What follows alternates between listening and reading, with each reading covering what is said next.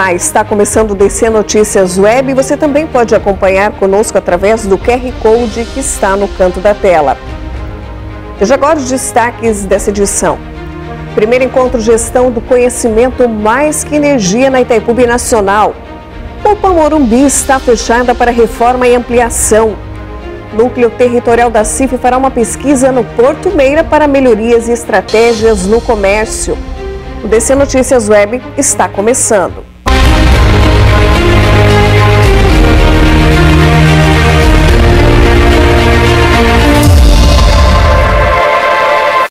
Olá, nós abrimos o DC Notícias Web falando do primeiro encontro Gestão do Conhecimento Mais que Energia na Itaipu Binacional.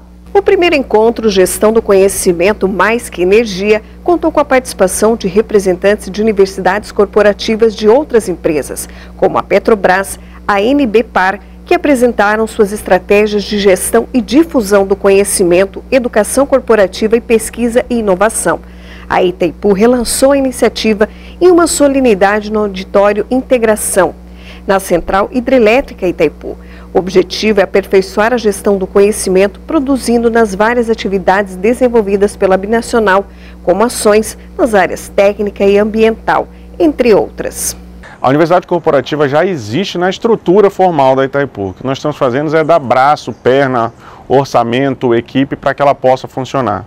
Então, para além da educação corporativa, nós temos uma instituição dentro da Itaipu que funciona como um repositório do nosso conhecimento, uma promoção do nosso conhecimento, compartilhamento desse conhecimento. Por isso que a gente tem chamado isso tudo de uma gestora do conhecimento, do saber produzido dentro da Itaipu. Por isso que a gente convocou a Eletrobras, a Eletronuclear, a Embepar, a Petrobras, a ENAP, para que todo mundo possa aí compartilhar de um mesmo ecossistema também de informação. Trazer, esse conhecimento todo que a gente tem, disponibilizar e perenizar ele dentro da própria empresa, mas também para a sociedade, como eu falei anteriormente, mas também acelerar o futuro, para que a gente chegue lá mais rápido e mais eficiente. A Universidade Corporativa tem a atribuição de fazer a curadoria e a articulação para a gestão do conhecimento dentro da Itaipu, fazer essa gestão do conhecimento articulada com educação corporativa, articulada com pesquisa e inovação, e com isso formar cultura dentro da empresa e também disponibilizar, difundir isso para fora.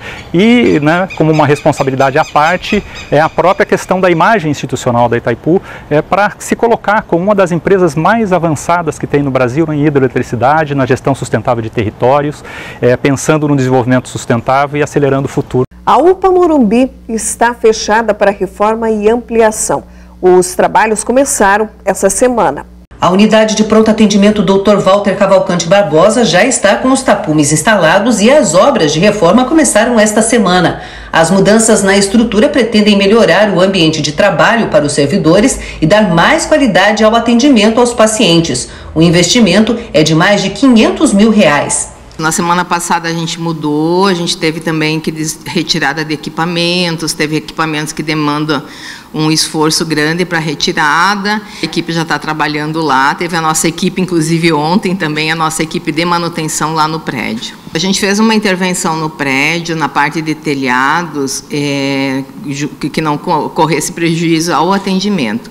Mas hoje, para fazer as correções de infiltrações que estavam tendo no prédio e a adequação do fluxo interno, a gente precisou fazer esse fechamento temporário, Então, foi interrompeu as atividades temporariamente naquele prédio, A gente realocou essas atividades em outros espaços para justamente poder fazer as intervenções que demandavam, sim, uma intervenção mais intensa e que poderia colocar em risco as pessoas. Por isso que a gente optou, para fazer essa realocação das atividades em outros prédios temporariamente. Tem uma ampliação que vai atender a necessidade de vestiário e guarda de pertences de servidores, que a gente não tinha esse espaço, e também uma readequação de fluxo, a recepção, a parte de punção, tem uma série de readequações que inclusive era uma demanda da equipe da unidade de saúde, daquela unidade de saúde. Cerca de 200 pessoas são atendidas por dia na UPA do Morumbi e a previsão de entrega da obra é de até 60 dias. Nesse período, os serviços de urgência e emergência serão direcionados para outras unidades de saúde. O que é atendimento corriqueiro básico, ele vai para a unidade básica de referência. Então, eu pertenço àquela unidade de saúde e eu vou para aquela unidade básica de saúde. Se é uma demanda de urgência e emergência, se é uma demanda mais grave, a gente tem levado para o UPA-SAMEC, então tem um reforço da equipe lá, ou para Padre Ítalo. Inclusive, a gente tem 2 unidades da saúde na hora, que vai até as 22, a gente abriu, já estava no nosso cronograma, né, a Morumbi 2, e nós temos a Cidade Nova. A gente também tinha colocado um reforço para essas 2 unidades, mas a gente não teve esse impacto do atendimento que a gente esperou, né, desde o dia 6, a gente tem monitorado essas unidades e a gente não sentiu esse impacto, né, então a gente entende que a atenção primária, ao Morumbi 2, Cidade Nova, SAMEC e Padre Ítalo estão atendendo às demandas. A Secretaria de Saúde optou em fazer a reforma nesse período do ano por não haver doenças com maior número de transmissão. Por exemplo, doenças respiratórias com maior número de transmissão, que ocorre geralmente no inverno. E a gente também está um pouquinho longe da dengue, a gente espera que, né, e a gente quer entrar já com o período da dengue com a UPA já funcionando. E, historicamente, o período de novembro e dezembro é os períodos que têm maior baixa de atendimento dos nossos serviços, né? Então, por isso que também tomou essa decisão desse período. A Sanepar prevê investimentos de 150 milhões de reais em obras de água e esgoto para Foz do Iguaçu. A Companhia de Saneamento do Paraná, a Sanepar, pretende investir 154 milhões para ampliar e melhorar os serviços de água e esgoto em Foz do Iguaçu. Os valores foram apresentados na Câmara dos Vereadores por meio de uma comissão especial que acompanha as obras na cidade. O montante previsto para ser executado até 2028 será dividido em 47,5 milhões em obras de ampliação e melhoria no sistema de abastecimento de água e 107 milhões para ampliar o sistema de coleta e tratamento de esgoto. Conforme a companhia, os recursos permitirão elevar de 82,59% para 90% o índice de coleta e tratamento de esgoto nos próximos 4 anos. Hoje, os serviços são realizados na região norte de Foz do Iguaçu, com execução de 48 quilômetros de rede, devendo terminar em 2024. Veja a seguir, nossa vizinha Santa Terezinha de Itaipu começa os preparativos para a programação de Natal.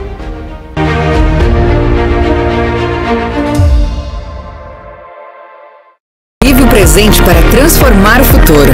Convive com valores, inovações e avanços tecnológicos.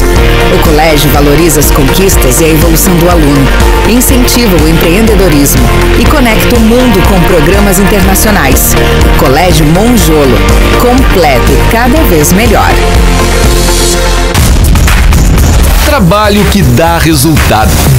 Em apenas 6 anos, a Prefeitura de Foz quadruplicou o número de academias da terceira idade. Antes eram apenas 25, agora são 100, espalhadas por toda a cidade. Estou gostando muito, estou me dando muito bem. A minha vida mudou, a minha vida se transformou. A Prefeitura de Foz reformou a pista de atletismo. Com 12 anos tive minha primeira competição, minha primeira medalha, peguei gosto pelo esporte e agora levo como profissão. O resultado? Medalhas, muitas medalhas. E para quem gosta de se exercitar curtindo as belezas da cidade, 50 quilômetros de ciclovias foram feitas em apenas 6 anos. Realmente muito agradável para o ciclista ver esses lugares, estou gostando. E mais 49 quilômetros estão em planejamento e construção. No total são 100 quilômetros de ciclovias. Prefeitura de Foz, trabalho que dá resultado e forma campeões.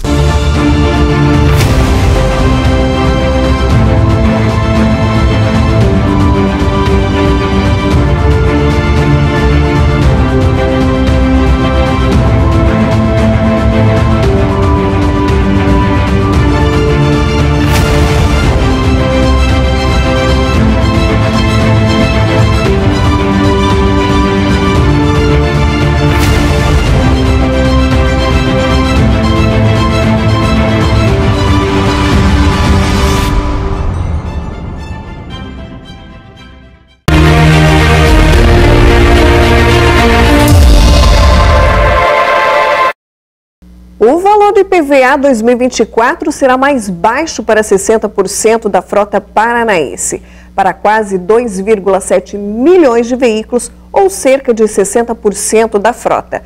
O tributo cobrado será menor no próximo ano. Além disso, mais de 650 mil veículos, que corresponde a 14% da frota, observarão uma redução superior a 10%. De acordo com informações antecipadas pela Secretaria de Estado da Fazenda e a Receita Estadual do Paraná, a redução do IPVA que os contribuintes deverão observar no próximo ano se deve principalmente ao fato de que os carros usados se tornaram, em média, mais baratos ao longo do ano de 2023. As equipes da Receita Estadual e da Fazenda trabalham na atualização dos valores de referência para o cálculo do IPVA.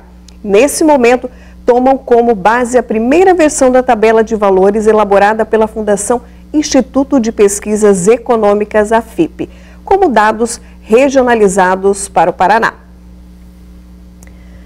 A vizinha Santa Terezinha de Itaipu começa os preparativos para a programação do Natal 2023. O início da programação do Natal na cidade vizinha de Santa Terezinha de Itaipu está em contagem regressiva. A abertura do evento será no dia 26 de novembro, às 8h30 da noite, na Praça do Paço Municipal. A programação gratuita em Santa Terezinha de Itaipu inclui acendimento das luzes natalinas, chegada do Papai Noel, espetáculo artístico Sou Arte, Papai Noel virtual e pipoca e algodão doce para todas as crianças que estarão presentes. A produção Encanto de Natal seguirá por todo o mês de dezembro, preparada para toda a família. O público poderá visitar parques, praças, além do terminal turístico Alvorada de Itaipu para encantar-se com a decoração natalina. A comunidade poderá participar ainda da campanha Desperte Sorrisos, com a doação de doces que serão distribuídos às crianças. A iniciativa irá de 26 de novembro a 10 de dezembro, com as entregas podendo ser feitas na sede da Prefeitura ou do Provopar. E agora o nosso assunto é esportes. A seleção brasileira enfrenta a Colômbia nas eliminatórias para a Copa do Mundo 2026.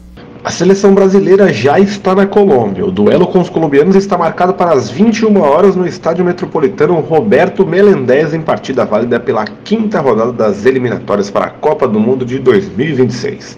Hora antes da viagem à Colômbia, Fernando Diniz comandou na Granja Comari, em Teresópolis, o último treino visando o confronto e não fez nenhum mistério sobre a escalação.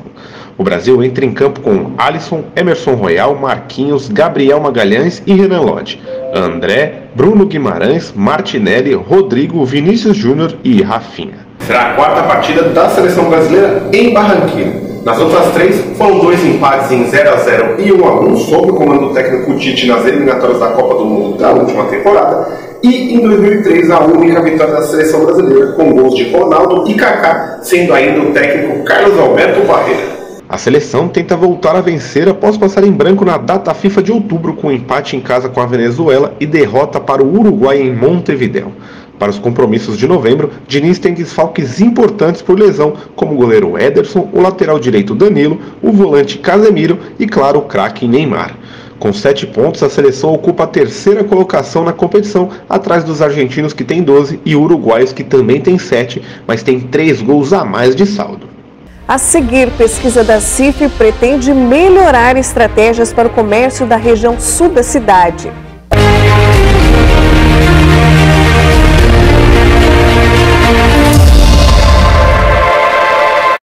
Com a UDC, sou muito mais. Vestibular UDC. Agende sua prova. Mais laboratórios, mais inovação, mais criatividade, mais internacional. Conectamos pessoas, experiências e aproximamos oportunidades. Com a UDC, eu sou a transformação. Com o UDC, sou global. Vestibular UDC. Muito mais para você. Agende sua prova. Venha ser UDC.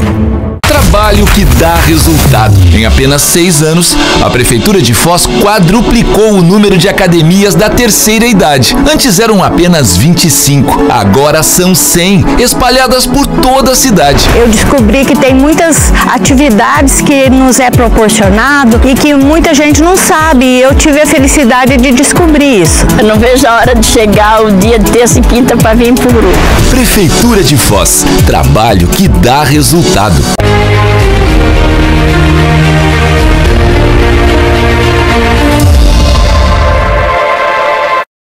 De volta com DC Notícias Web, falando que o Núcleo Territorial da CIF fará uma pesquisa para saber quantas empresas há no bairro para traçar estratégias e melhorias aos comerciantes da região sul, no Porto Meira.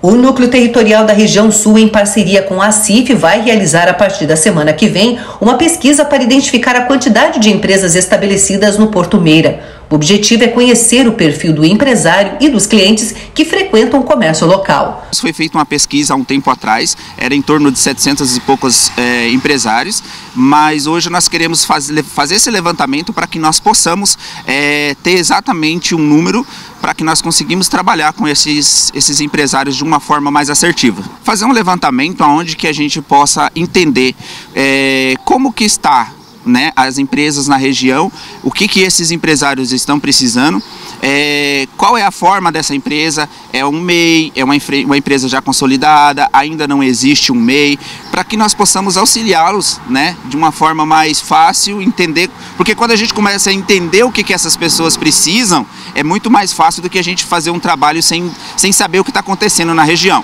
Não adianta nós trabalharmos com o lojista, não adianta nós trabalharmos com o empresário da região, se nós não entender o que a população local precisa. Então nós também temos duas pesquisas, uma que é disponibilizada ao empresário e uma que é disponibilizada à população, né? Então nós vamos estar fazendo esse cadastro pessoalmente com o empresário local, mas estará rodando também uma pesquisa para a população, para que a gente possa entender o que eles necessitam, quais as necessidades da região, e aí quando nós tivermos acesso a esses dados, a gente vai sentar junto com a ACIF e conseguir fazer um levantamento melhor do que a gente precisa exatamente trabalhar. O Porto Meira é um dos mais populosos da cidade e oferece uma variedade de produtos e serviços que permite que o morador faça suas compras no bairro, não precisando se deslocar para o centro. E com a construção da nova ponte, o impacto no fluxo de pessoas será ainda maior. Para o núcleo, as informações levantadas na pesquisa vão ajudar a cobrar melhorias e políticas públicas para a região. Hoje a região está crescendo, né, bastante, tanto na parte do turismo quanto na parte comercial. Temos empresas novas que também precisam desses dados. É importante porque muitas vezes o empresário nos procura para entender como que está a região. E sem esses dados é um pouco difícil. Quando a gente pensa em infraestrutura, se a região está crescendo, automaticamente começa a surgir demandas, como vagas de estacionamento, questões fluviais. Então tem várias demandas que a gente precisa entender, e para a gente entender melhor, a gente precisa saber o que realmente afeta a população nesse local. A gente já observou essa demanda muito maior, né? Aumentou muitas empresas chegando na região, né? Nós temos aí, simples, basta assim olhar 2 anos atrás e olhar agora, né? Quantas empresas novas nós temos na região. Nós tivemos bancos, nós tivemos mercados, tantos outros processos outras empresas que a gente tem chegando no local, que é muito importante. Até notícia de empresas internacionais querendo vir já adquirindo seus terrenos aqui para quando a ponte ficar pronta. Então o impacto é muito grande na região. Quando a gente tem esses números em mão, fica muito mais fácil da gente sentar com o poder público e mostrar os dados, o que a população precisa, porque nós também, o núcleo ele não trabalha só para o empresário. A intenção do núcleo é trabalhar com a região inteira como um todo. Então, se nós temos números, dados e necessidades, fica muito mais fácil nós apresentar para o poder público o que realmente precisa. E, mais uma vez, o acesso à passarela das Cataratas do Iguaçu volta a ser fechada pelo alto volume de vazão de água. A passarela das Cataratas do Iguaçu, no Parque Nacional do Iguaçu, foi fechada no dia 16 de novembro. A vazão de água está em 9 milhões de litros por segundo. Por medida de segurança, apenas a passarela que dá acesso ao Mirante da Garganta do Diabo permanece interditada. As medidas integram um protocolo de segurança da operação da unidade de conservação.